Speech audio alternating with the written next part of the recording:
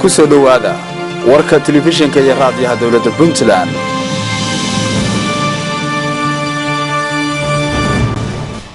kulanti waan khayartan daawanaysa ay qodobada wararkayga ku daawan doontaan waxa kamida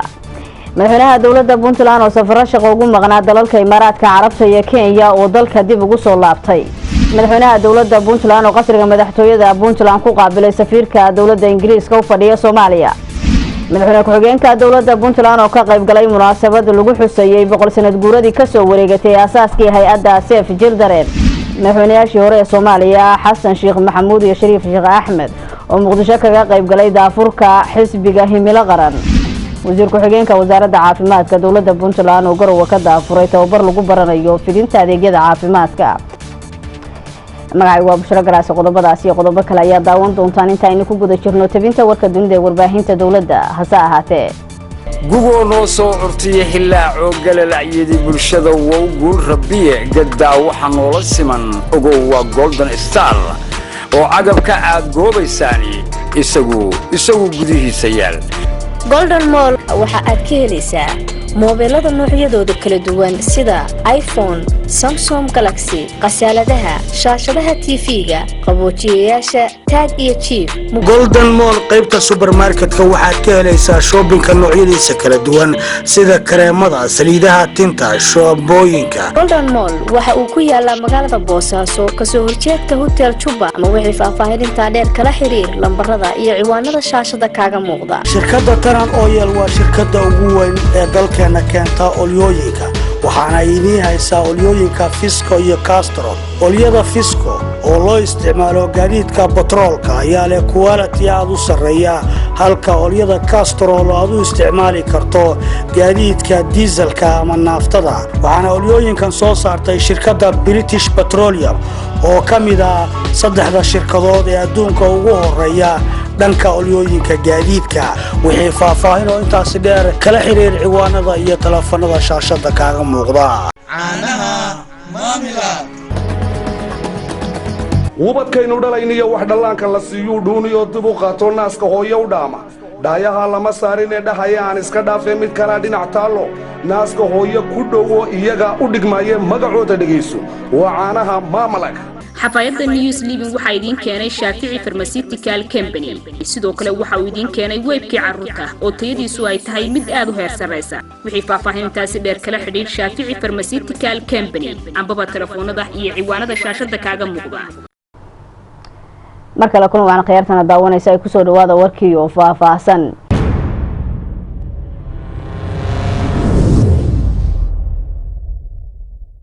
madaxweynaha dawladda Puntland mudane Saciid Cabdullaahi Dani ayaa qasriga madaxtooyada Puntland ee garow kula kulmay safiirka dawladda Ingiriiska u fadhiya Soomaaliya. sida faahfaahinta warkan uu ku eegay wariyaheena Maxamed Bilegeele.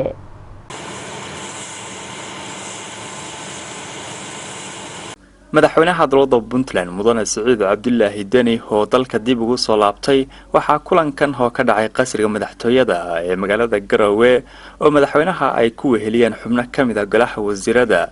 waxa wada hadallo muddo socday oo ku dhexmaray wafdi uu hogaaminayo safiirka dawladda Ingiriiska u fadhiya Soomaaliya oo soo gaaray caasimadda Puntland ee Garowe.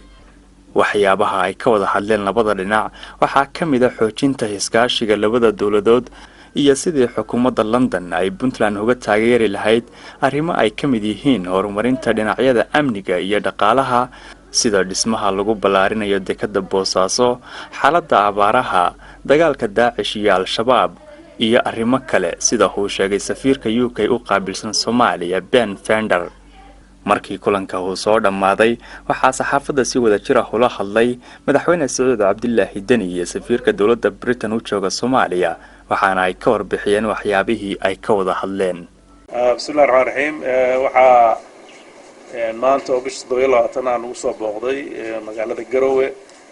wafdi uu hogaaminayo safiirka dalka UK oo runtii dalka Soomaaliya iyo Puntland ba saaxiib dheer la ah muddo dheer ka soo qayb qaatay horumarka iyo dadaalada loogu jiro dib u kabashada dalka Soomaaliya. mashaariic badan oo runtii Puntland wax ku aaran awda waxaan aad ugu faraxsanahay maanta inaan halka ku yeelanay kulan cabaar qaatay oo nagu hadalnay dhinacyada siyaasadda amniga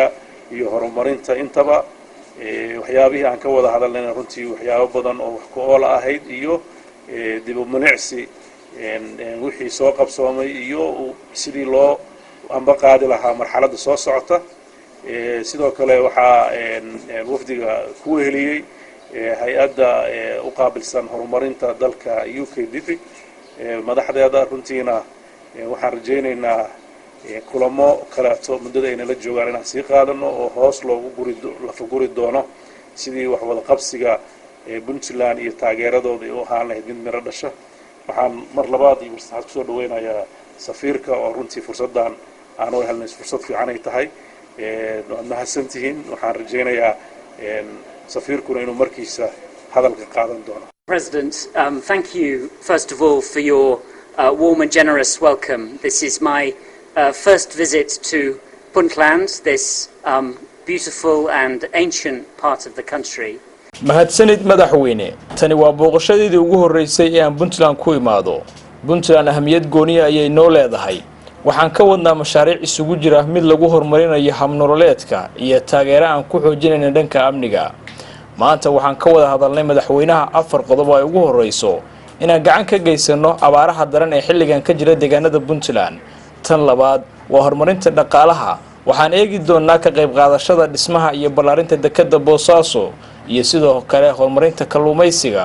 qodobka saddexaad waa amniga oo aan ku dadaalayno sidii aan taageero uga geysan lahayn gaar ahaan dagaalka kooxaha Daesh iyo Al-Shabaab iyo qodobka afraad oo ah horumarinta siyaasadda dalka oo ah sidii madaxda dawladda dhexe iyo kuwa dawlad goboleedyadu ay uga wada shaqayn lahaayeen danaha qaranka. Thank you very much for your warm welcome. Thank you to your ministers for agreeing to be part of a round table with us today. I am delighted to be here in Puntland and hope to have the opportunity to come back here many times in future. maxamed bile gele warbaahinta dawladda Garowe. madaxweyne ku-xigeenka dawladda Puntland Axmed Cilmi Cismaan Axmed Karaash ayaa magaalada Garowe caasimadda dawladda Puntland kaga qayb galay xuska sanad guuradii 100 ee ka soo wareegatay aasaaska hay'adda Save the Children sida faafahinta warkan ay ku eegayso wariyaheena Khadra Qaran Maxamed Faarax. 100 sano ayaa laga joogaa asaaskeeda waxa ay ku beegnayd 1919 si loogu caawiyo carruurta adduunka loona helo duni nabdoon oo ay ku helaan daryeel caafimaad mid waxbarasho iyo koriimo saxa. hay'adda Save the Children waxay sidoo kale ka qayb qaadatay xeerarkii adduunka ee ilaalinta carruurta oo dhaqan galay sanadkii 1924. maamuuska maalinta aasaaska Save the Children oo 100 sano ay ka soo wareegtay ayaa lagu qabtay Garowe waxaana ka qayb galay madaxda ugu sarreysay ee dawladda Puntland. Timothy Bishop madaxa hay'adda Save the Children ee Soomaaliya ayaa sheegay inay xoogga saarayaan adeegyada carruurta Soomaaliyeed ee ku jira xaaladaha adag haatana ay wadaan qiimeyn lagu xaqiijinayo sidii ay ku heli lahaayeen adeegyo caafimaad waxbarasho iyo mid nololeed.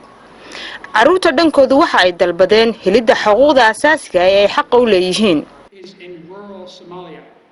Save the Children will go to the very end of the road to help that child. Today in Somalia, we have programs in health, education, livelihoods, of course, child protection and child rights governance. We provide high quality services so each and every child survives at birth, receives a quality education, and through his and or her life is protected at all points. sida aan wada ognahay waddankeena waxa aafeeyay dhibaatooyinkii ay reebeen dagaaladii sokeeye waxay saameyn dhammaan arrimaha bulshada sida waxbarashada caafimaadka iyo amniga. dhibaatooyinkaas aan xusaya waxa ay wiiqeen inay carruurtii Soomaaliyeed ee hiigsadaan ama ay helaan mustaqbalkii ay ku haminayeen. waxaa madaxda ka codsanaya waxqabadka waxbarashada iyo caafimaadka carruurta si ay u helaan mustaqbal suuban. ilmo waxbartay oo caafimaad qaba waa qaran caafimaad qaba oo waxbartay. ururada bulshada rayidka ah wasiiro iyo madaxda golaha sharci dejinta ee dawladda Puntland ayaa hambalyo kadib uga mahad celiyay hay'adda Save the Children kaalinta badbaadineed ee carruurta Soomaaliyeed gaar ahaan kuwa Puntland. barnaamijyadeedu ay si siman oo tayo fiican leh ay wada gaareen Soomaaliya oo dhan goob kasta oo istaagtid waxaad ku arkaysaa gacmihii Save the Children Puntland waxaan xasuustaa 20 sano ka hor markii Puntland la aasaasay hay'addii ugu horeysay oo ka shaqeynaysay barnaamijyada waxbarashada caafimaadka livelihoodka waxay Save the Children sidaas daraadeed waxaan rabaa inaan qoro Save the Children waxqabadkeeda ay sii wado aad baan ugu faraxsanahay arrinta inaan aragno mirihii ay ka tageen ama ay reebeen sanadaha badan ay u soo adeegayeen carruurta hooyooyinka iyo dhammaan bulshada Soomaaliyeed iyo bulshada adduunka ka qaybgalkayada maanta ballaaran wuxuu markhaati u yahay inaan raalli ka nahay shaqooyinka ay Save the Children ka wado deegaanka Puntland Save the Children waxay nagala shaqaysaa arrimo badan ay ka mid yihiin kor u qaadidda caafimaadka bulshada waxbarashada dhallaanka ay carruurta kor u qaadidda dhaqaalaha dhalinyarada iyo haweenka kor u qaadidda ama wax ka qabashada carruurta nafaqada daran iyo ka hortagga tacadiyada dhanka dhallaanka iyo carruurta Save the Children waa shaqo weyn bay haysaa tan kaliya iban maaha ilaa 29 hay'adood oo kala duwan oo ah network ama dallad ay ku midaysan yihiin baa jirta waa run shaqo sharaf leh oo noodala qabataan waa ka mahadnaqaynaa shaqada caalamku nala qabto waana soo dhawaynaynaa oo dhaqan baan u nahay waxaad noo doorateen inaad halka kale ku qabsataan boqol guuradana waxa weeyaan waa waxaad ka aragteen qalbiga iyaga uu furayaa caalamka cidda cadaawada ma leeyahay madaxweyne ku-xigeenka dowladda Puntland Axmed Cilmi Cismaan Kraash ayaa hay'adda ka codsaday inay kordhiyaan waxqabadkooda ugana mahadceliyay shaqooyinkii baaxadda lahaa ee xilliyadii loo baahnaa ay ka qabteen gudaha Puntland. waxaan ku faraxsanahay marka hore waxaan leeyahay hambalyo boqol guurada hay'adda Save the Children waa hambalyeynaya Puntland waxaan uga mahadcelinayaa doorashada ay doorteen Soomaaliya oo dhan inay Puntland waxay ka doortaan oo ku qabtaan xafladii boqol sano guurada carruurta waxaan soo jeedinayaa inaan qof ilmo yar oo waxbarasho doonaya inaan iskuulka uga tegin dhaqaale la'aan waayo waa la kari karaa waxaanu rajaynaynaa annagoo wada shaqayn wada leh wada tashanaynana inaanu waxyaabaha badan ay qabatay inay sii kordhiso baanu aad iyo aad uga filayna waxaanu idin ballan qaadayna zero tolerance inuu yahay kayskaas hay-adda Save the Children waxaa 1919 hindistay haweeney la oran jiray Eglanton Jeb xilligaas oo uu dhacay dagaalkii koobaad ee adduunka Khadre Maxamed Puntland TV Garow wasiir ku-xigeenka wasaaradda caafimaadka dowladda Puntland ayaa magaalada Garowe caasimadda dowladda Puntland ka daafuray tababaro shaqaalaha wasaaradda lagu bari doono fidinta adeegyada caafimaadka sida faahfaahinta warkan uu ku eegayo mar kale wariyaheena Sharmaka Cabdulqaadir Jaamac wasiir ku-xigeenka wasaaradda caafimaadka dowladda Puntland iyo agaasimaha waaxda caafimaadka asaasiga ee wasaaradda ayaa maanta magaalada Garowe ugu furay laba tababar oo shaqaalaha caafimaadka gobolada Puntland lagu bari doono u korgulida iyo xogaraadista cudurka jadeecada iyo u diyaar garowga xaaladda degdega ah tababaradan ayaa waxaa soo qaban qaabisay wasaaradda caafimaadka oo kaashanaysa hay'adaha WHO iyo hay'adda Save the Children furka tababaradan kadib ayaa waxaa warbaahinta dowladda Puntland uga warbixiyay wasiir ku-xigeenka wasaaradda caafimaadka dowladda Puntland Cabdinaasir Yuusuf Xaaji Green saaka oo sabti ah taariikhduna tahay 27 bisha afraad waxaanu wasaaradda caafimaadka xarunta dhexe ee Garowe ka daahfurnay laba tababar oo midna yahay ukuurgelidda iyo xog raadinta cudurka jadeecada la yiraahdo oo ay naga taageerayso hay'adda WHO ayna ka qayb galayaan ilaa iyo 30 qof oo ka mid ah shaqaalaha wasaaradda kana kala yimid degmooyinka iyo gobolada kala duwan ee Puntland tababarka kale oo asagana saaka aan daahfurnay wuxuu yahay u diyaar garowga xaaladaha degdega ah ilaahay nagu keene oo ayadana ay ka qayb galayaan 20 sargaal oo ka mid ah howlwadeennada wasaaradda ee gobolka Bari oo loo tababarayo in ay ka jawaabaan xaaladaha degdega ah sida cudurrada abaaraha iyo wixii la midka ah sida aynu wada ognahayba waddankeennu waxaa ku soo laalaabta ama in badan ka jirta xaalado degdega marka waxaa muhiimad gaara ay noo leedahay in aanu helno shaqaale howlaha degdega ah mataqaanaa la falgeli kara wax ka qaban kara waxaa barnaamijka naga caawinaya naga taageeraya hay'adda Save the Children insha Allah ta'ala 3 bari buu soconayaa waxaan rajaynaynaa inuu guul ku soo dhamaado ka wasaaradda ahaanna waxaanu markaas diyaar u nahay inaanu horumarino waqti badan gelino howlaha caafimaadka ee guud ahaan dalka shirmaaka duqaadi jaamac warbaahinta dawladda Puntland Garowe xubno ka tirsan golaha xukuumadda dawladda Puntland maamulka gobolka Bari kan degmada Boosaaso iyo mas'uuliyiin kale ayaa ka qayb galay munaasabad lagu dhagax dhigay xaafadda cagaaran oo laga hirgelin doono duleedka magaalada Boosaaso ee gobolka Bari sida faahfaahinta warkan uu ku eegay wariyaheena Maxamed Xirsi Jabra oo nooga soo warramay magaalada Boosaaso ee xarunta ganacsiga Puntland xaafadda cagaaran ee Boosaaso waa xaafad dhawaan la qorsheeyay in laga hirgeliyo magaalada Boosaaso banaankeeda waxaana mashruuca lagu dhisay xaafadan cusub iska kaashanaya qurbajoog Soomaaliyeed oo maalkooda ku bixinaya horumarinta dalkooda munaasabad lagu dhagax dhigay xaafadan cusub waxaa ka qayb galay xubno ka tirsan golaha xukuumadda Puntland maamulka gobolka Bari kan degmada Boosaaso isimo siyaasiyiin xilal kala duwan Soomaaliya ka soo qabtay waxgarad iyo dadweyne kala duwan kuwaas oo ay aad u soo jeedatay nidaamka cusub ee loo qorsheeyay in xaafadda cagaaran ee Boosaaso loo dhiso horta waxa cajiib ah oo shirkadda nasiib ku leedahay meesha ugu sarreysa magaalada ay degteen layrtii baa ka dhacaysa doojeeda kow talabaad kontaroolka laga soo galayo magaalada waa dhinacayna waxba idima jiro idinkaan soo marin maahan garoonkiina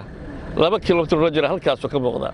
waxaan leenahay waan ku faraxsanahay waan soo dhawaynaynaa waan la shaqaynaynaa waan ku ducaynaynaa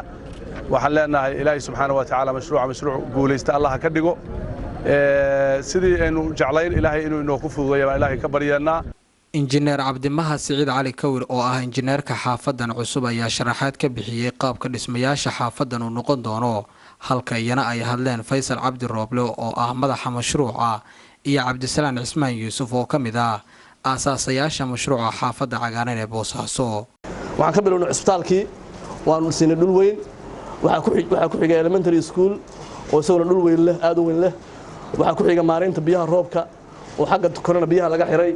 xagga hoosena biyaha inta la ururiyay halkan la isugu keenay loogu talagalay in dib loo isticmaalo dheeraynta loogu isticmaalo waday leedahay la raacayo dadku ku lagayaan wada aragtaan oo meesha dhan ku xiran oo xitay tan kale loo gudbi karo waxa ku xigta oo aan u sameynay meel basteejo baabuurta ka yimaada magaalada ay yimaadaan oo dadku ka raacaan kala wareegaan waxa ku xiga masjid jaamac oo weyn oo isaguna aad iyo aad u weyn oo ku dhagan yahay dugsiga sare high schoolka waxaanu rabnaa magaalo ishuwan ah ama isa sidata oo weli aan lagu arag deegaankeennan in aan ka samayno magaaladaasoo ka kooban guryo keligooda ama guryaha balballaadhan guryo caadi ah guryo dabaqyo ah meel business ama mushtarku uu ku jiro wax la yidhaahdo hawl guud ama dhul bannaan oo cagaar ah jidadkii geedadkii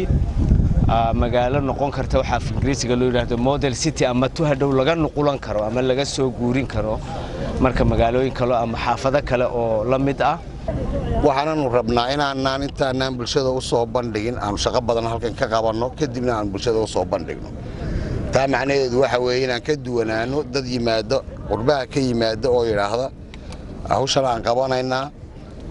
kadibna isku daya in bulshada ay la falgalaan inta ka horeysa dhibaatooyinna sometimes ay dhacaan waxaan rabnaa inaanu mashruuca badankiisa hogaaminno gudoomiyaha degmada Boosaaso Cabdisalaan Bashiir Cabdisalaan gudoomiyaha gobolka Bari Yuusuf Maxamed Wacays Dhado wasiirka wasaaradda howlaha guud ee Puntland Axmed Ciro iyo wasiirka wasaaradda amniga Puntland Cabdisamed Maxamed Gallan ayaa soo dhaweeyay xaafadan cusub iyagoona qurbajoogta Soomaaliyeed ee mashruucan hirgelinaya u ballan qaaday wada shaqeyn joogto ah farxad gaar ah bay noo tahay in maanta halkan aan ka dhagax dhigno mashruuca kan oo ah runaantii mashruuc weyn oo markii ugu horeeyay oo Soomaaliya laga hirgelinaya aad iyo aad baan u soo dhaweynaynaa ganacsatada Soomaaliyeed oo hantidooda u soo hortay inay magaaladan qurxiso halkan ay ka dhisto magaalo casri ah oo markii ugu horeysay Soomaaliya laga hirgelinayo taas waxay ku tusaysaa in magaalada Boosaaso ay tahay magaalo ummadda Soomaaliyeed oo dhan ay wada leedahay qof walba oo Soomaaliyana u furan waxa kaloo ah halka ka xusaya ganacsato badan oo qurba jooga oo wadanka u dhashay oo muxuu ahaydee dadka muxuu ahaydee degan halka ah oo khiyaameeyo baa jira laakiin hadda khiyaamo kama muuqato tan dhulba warshad baastaan dhisayaa buu yiri waxa la siiyay intaas oo hektar oo dhula mise maalinta dambe 20 buu gadaaya laakiin tan waxa soo horeysay dhulkana muxuu ahaydee kulay dhaqaalaha galay mashruucina muxuu waa kan hadda dhinaceena ku degan aad baan waxaan ugu faraxsanahay inuu mashruucan uu yahay mashruuc aad u qiimo badan oo Soomaaliya oo dhanna ku leh qiimo Puntland ay qiimo gaar ah ku leh especially Boosaaso aan rajaynayno in Soomaaliya Puntland oo dhan inuu isu gudbi doono waa tijaabadii koowaad dhammaan Soomaali iyo ajaanibta kaleba cid kasta oo danaynaysa inay maal gashato Puntland iyo magaalada Boosaaso iyo magaalooyinka kaleba gacmo furan baan ku soo dhaweynaynaa ka xukuumad ahaan waxaanu ballan qaadaynaa inaanu garab istaagno inaanu u fududayno u facilitate garayno dhammaan adeegyada inooga baahan yihiin maxamed xirsi jabra raadiyaha iyo telefishinka dowladda Puntland Boosaaso dhalinyarada isxilqaamayaasha ee dal iftiinshe ee degmada Carmo ee gobolka Bari ayaa dhirayn ku sameeyay kuliyadda ciidanka booliiska Soomaaliyeed ee degmada Carmo sida faahfaahinta warkan uu ku eegayo wariyaheena Maxamed Barre Siciid Dadaal oo nooga soo warrama magaalada Carmo ee gobolka Bari ololaha guri iyo geed oo inta badan ka socda degmooyinka Puntland ayna iska kaashanayaan dhalinyarada isxilqaamayaasha Puntland iyo Diriye Foundation oo ah olole kor loogu qaadayo bilicda magaalooyinka Puntland ayaa dhalinyarada isxilqaamayaasha daliftiinshe ee degmada Carmo waxa ay soo gaarsiiyeen kuliyadda ciidamada booliiska qaranka Soomaaliyeed ee degmada Carmo waxaana ay ku wareejiyeen 100 geed oo qayb ka ah ololaha guri iyo geed qaar ka mid ah dhalinyarada isxilqaamayaasha daliftiinshe ee degmada Carmo iyagu dhirbeeristan kala qayb qaatay saraakiisha kuliyadda ciidamada booliiska qaranka Soomaaliyeed ee degmada Carmo ayaa u mahad celiyay Diriye Foundation oo iyadu dhirtan soo gaarsiisay gaar ahaan gobolka Bari in maanta aanu si wada jira ugu beerayno dhirtii ay noo soo diyaariyeen Diriye Foundation iyo runtii shirkadda Amal oo runtii aad aragtaa inay sanadaha lagu shaqeynayo iyo maxay ahayd qaabka lagu keeno ka qaadatay marka waxa weeye aad iyo aad buu mahadsantihiin si gaar ah waxaan ugu mahad celinayaa taliyaha oo runtii ah furaha horumarka kuliyadda mar waliba u taagan oo maaragtay inuu kuliyadda horumariyo maanta waxaanu si rasmi ah magaalada Carmo uga daahfuraynaa barnaamijka guri iyo geed oo guud ahaan magaalooyinka Puntland ka socda gaar ahaan akademiyada booliiska baan ku sugannahay goobta shaqadu ka socoto runtii waxaan aad ugu mahad celinaynaa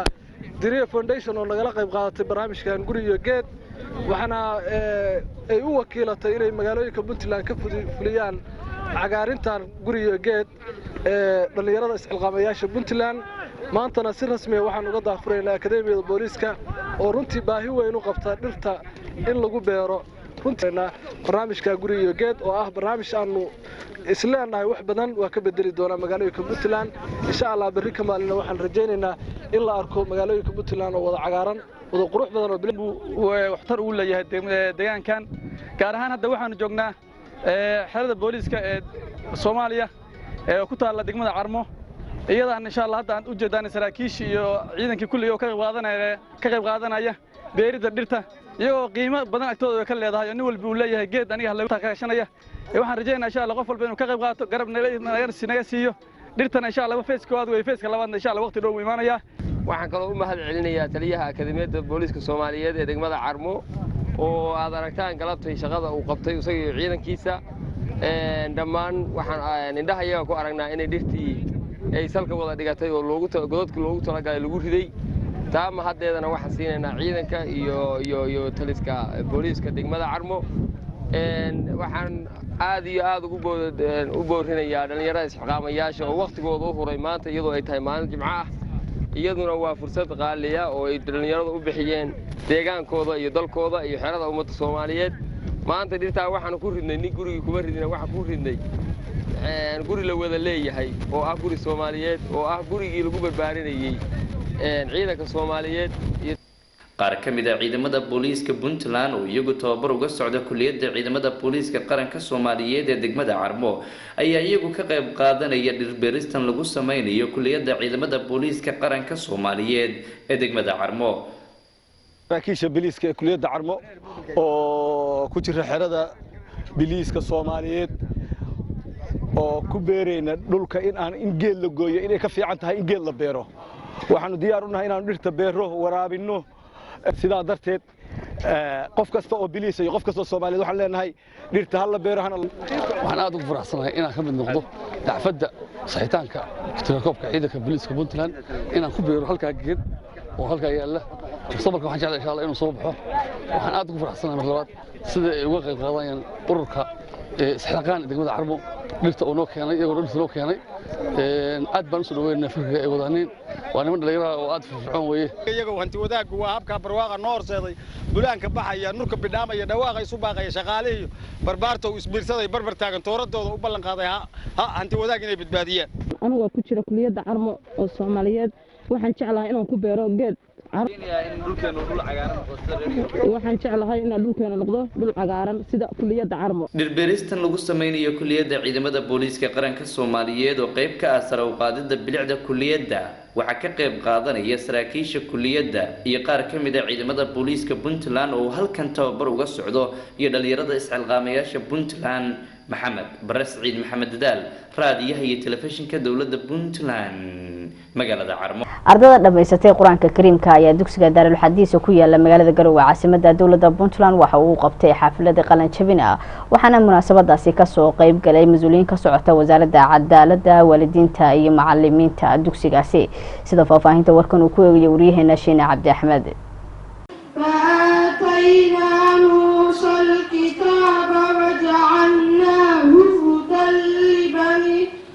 إسرائيل ألا تتخذوا من دوني وكيلا munaasabad lagu weyneynayay barashada quraanka kariimka iyo dhiirigelinta arday dhameysatay quraanka ayaa lagu qabtay Garowe waxaana ka soo qayb galay xubno ka socda wasaaradda cadaaladda iyo arrimaha diinta waalidiin macallimiin iyo ardayda dugsiga Daarul Xadiis Sheekh Cabdullaahi Cali Aadan oo ah maamulaha dugsiga Quraanka ee Daarul Xadiis Garowe ayaa waalidiinta iyo bulshada ka qayb galay munaasabada kula dardaarmay weyneynta kitaabka Alle waxaana sheegay in waalidku uu ka warqabo awlaadiisa iyo sidii loo qurxin lahaa labiska iyo dhaqanka ardayda ilaahi kitaabkiisa kor u qaadayna kitaabka Allah subhanahu wa ta'ala qofki kor u qaadana waxa weeye Allah asagana kor baa u qaadaya waxa weeye إلهي تبارك وتعالى كتابك سبوح كليه إنما أموالكم وأولادكم فتنة أولاد يوم مالك الغصية الله سبحانه وتعالى وحو كشيء فتنة فتنة وحو لو كشيء وحاوية ننك عيالك بدن لسية والتربية دودان كسب بحين وفتنة ننك مالك عيالك لسكو قدري والتربية دودان كسب بحين ومالك ماشي إلهي وقلت لك لأنكم بحينين وانا فتنة إلهي مركان وحولي إنما أموالكم وأولادكم فتنة إلهي تبارك وتعالى بالنسيي الحمد لله ثم الحمد لله مرك اللبات كتابك الله سبحانه وتعالى ختنك أن أفري نومان تأرضي قلن جبيسي ودفعتي وكوت وحان رمنا هويو إي آبو ويلكا يا صاحب لي هاي ويلكا وحبريسيز مكور قبتها ملسعتا gaar ahaan kitaabka Allah subhanahu wa ta'ala madaarista quraanka markay ardayda soo aadayaan wiilka dhareer asagoo ku yaal dhareerkiisa halka gaar joogo kitaab jajaxan wato ba waxa loo soo diraa hooyada soo dirta kitaab jajaxan ba wata waxa weeye asagii labas ahaan ma fiicna waxa weeye war Allah subhanahu wa ta'ala kitaabkiisa in aan weynayno diyaar u manhinimiya macallin Cabdi Xasan oo kamid ah macallimiinta dugsiga ayaa ku dheeraaday muhiimadda barashada quraanka iyo weyneyntiisa maanta xaflad ayaa ka jirta meeshan xafladan oo ah xaflad isugu yimi maaragtay dadka la isugu keenay xaflad maanta qalin jibin oo quraanka ah ilaahay subhanahu wa ta'ala kalaamkiisa inaynu maamuusayno oo cizi iyo sharaf ilaahay baa u yeelay annagana aynu u yeelayno ayaa halkaan isugu imaanay marka waxaan wax yar aan wax ka oranayaa kaliya quraanka iyo ardayda wax baranaysa iyo quraanka ilaahay aynu baranayno iyo dadka waalidiinta iyo macallimiinta insha Allah ta'ala qof waliba hadalku iska leeyahay sidaad ogtiin walaalayaal quraankan sidaad ogtiin 20 sano ayuu soo degay tartiibtaas hadba wixii loo baahan yahay oo bulshadu maaragtay baahideeda hadba ayuu kusoo degayey marka dad baan na soo gaarsiinayay nabigeena maxamed calayhi salaatu wasalaam kabacdi asxaabtiisa taabiciintii sidaas had iyo jeer waxaa weeye maaragtay dadka la soo gaarsiinayey kusimaha agaasimaha guud ee wasaaradda cadaaladda iyo arrimaha diinta dowladda Puntland Ismaaciil Xaaji Cabdi ayaa ka qayb galay munaasabadda waxa uuna sheegay in xafladaha dugsiyada ay ahaan doonto kuwa ay ka qayb galaan asagoona tilmaamay qofkii quraanka barta wax ka dhiman aysan jirin wax sharaf weyn oo ah inaan xafladda quruxda badan aan kala soo qayb galno xafladdaasoo ay ku saabsan tahay qalinjibin arday muddo quraanka kariimka loo soo dhigayay quraanku uu yahay kalaam ilaahay lagu weynaynayo marka sallallahu alayhi wasallam wuxuu yiri waxa idinku khayr badan macal qofka quraanka bartay barana dadkana bara ayaa idinku khayr badan marka sharaf ka maqan ma jirto weeye qaar kamid ah waalidiinta ubadkooda ay dhigtaan iyo kuwa dhameeyay quraanka ayaa madasha ka hadlay gashay ardada quraanka dhamaysay Allah barakeeyo iyo intii hore u dhamaysay inta hadda soo wada waxaan aad ugu faraxsanahay in aan ka soo qayb galo xafladan waxaan kaloo aad ugu faraxsanahay Allah hadaaya Cabdiqafaar Xasan Jaamac oo in badan gacanta ku soo hayay sidii maanta xafladan ugu qalin jabiyay ugu guuleystay gabagabadii xafladda loo dhigay ardada dhiganayay dugsiga quraanka kariimka iyo xifdintiisa ee Daarul Hadiith iyo waalidiinta ayaa abaalmarnay shahaadooyin la guddoonsiiyay maadaama ay ubadkoodu ay dhamaysteen dugsigaasi quraanka kariimka xifdinta ay ka baranayeen Shiina Cabdi Axmed Puntland TV Garow dugsiga hoose dhexe Kobo ku yaala magaalada Qardho xarunta gobolka Karkaar ayaa xaflad qalinjabin u sameeyay ardada dhamaysatay sanadkan dugsigaasi sida faafahinta warkan ay ku eegayso wariyaheena Suweys Gacayte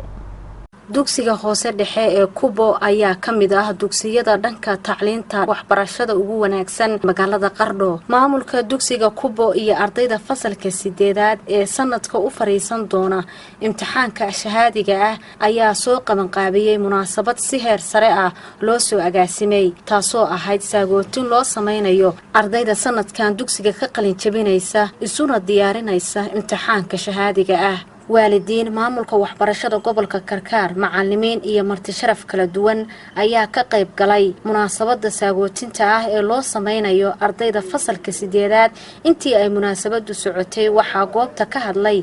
mas'uuliyiin kala duwan dhamaanna waxa ay si qoto dheer uga wada hadleen faa'iidada waxbarashada aadan hiirad xirsi oo ah maamulaha dugsiga hoose dhexe ee Kuba ayaa sheegay difcadan in ay tahay tii 12aad ee ka baxda dugsiga hoose dhexe ee Kuba ardadani waxa ay yihiin 60 arday waxa ay ka kooban yihiin 28 gabdhood iyo 32 wiil xafladan hagaajinteeda iyo isku dubridkeeda dhammaantood waxay ku yimaadeen fikri iyagu ay leeyihiin taas oo ka turjumaysa inay u helayeen meel ay u socdaan oo wanaagsan oo higsanayaan annana waxaan rabnaa oo iskuulkuna xafladan ku taageeray inay maaragtay hawshoodaas si wanaagsan ay u dhacdo insha Allah aad iyo aad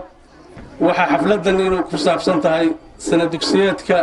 2018 qaar kamid ah marti sharaftii kala duwaneed ee lagu casumay xafladan oo isugu jirtay waalidiin macallimiin arday iyo maamulka dugsiga sare ee Sheekh Cismaan ayaa ka hadlay goobta iyagoo si isku mid ah ardayda ula dardaarmay una sheegay in loo baahan yahay dadaal dheeri ah dadaalada oo maanta xafladda quruxda badan u soo diyaariyay qalin jabintooda waxaan leeyahay ardada guuleysta waa gaari doontaan insha Allah bismillaahi kariim waxaan hambaliyo leeyahay ardayda qalin jabinaysa dufcadii 12aad ee fasalka 8aad ilaahay waxaan leeyahay ku guuleeyo ilaahay haydu guuleeyo sidii horeyba looga sarqamiyey iskuulkaana alxamdulillaah rabbil caalamiin waa iskuul magac iyo sumcad ku leh markay gudbaan ardadu iskuulka dugsiyada sare u gudbaan alxamdulillaah waxay la tahay aqaltiir la'aantii ma taagno aqaltiir la'aan waxa dhisay waa macallimiin iyo waalid waxaan halka uga hambaliyaynaynaa bacda salaan ardada sideedaadka ka gudbaysa oo u gudbaysa sekondariga waxaan ugu ducaynaynaa in ilaahay imtixaanka uu sahlo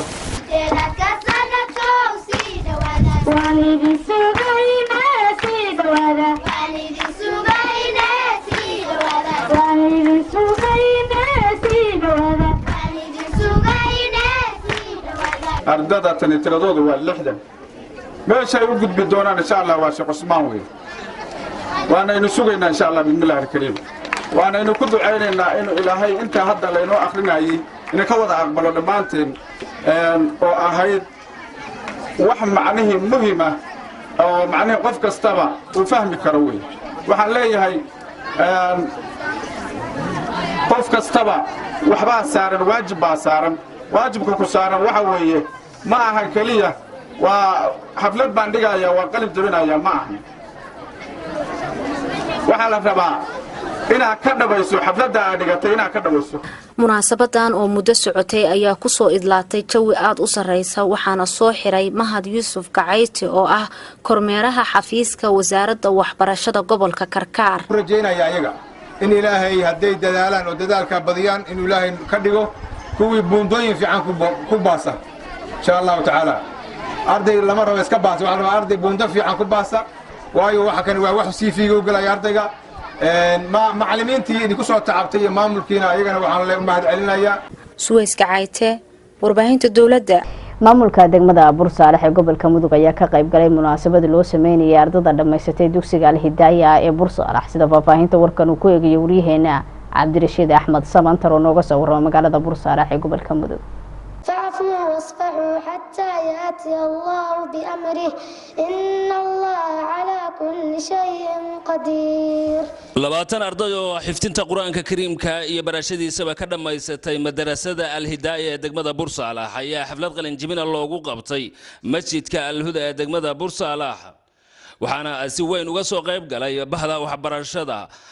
degmada Bursalax maamulka degmada Bursalax salaadiin cuqaal waalidiintii ardadoodu ay qalin jabinaysay iyo waliba dad kale oo marti sharafa ugu horeyn ba xafladda waxa ka hadlay Sheekh Mursal oo kamid ah culimo awdiinka degmada Bursalax waxaan ku talinayaa dugsiyaasha quraanka madaarista quraanka macallimiinta quraanka dhigaysa ardooyinka quraanka dhigaysa in la ixtiraamo oo la weyneeyo waman yu'azzim sha'air Allah fa innaha min taqwa al-qulub qofkii weyneeya calaamadaha diinta waxay calaamo u tahay inuu cabsi Ilaahay ku jirto liibaan baana Ilaahay u ballan qaaday waxaan la ka doonayaa ilmaha inaan quraanka barno waliba inay xifdiyaan inaan ku talagalno maxay rasuulku sallallahu alayhi wasallam qofka xaafid quraanka ay quraanka yaqaana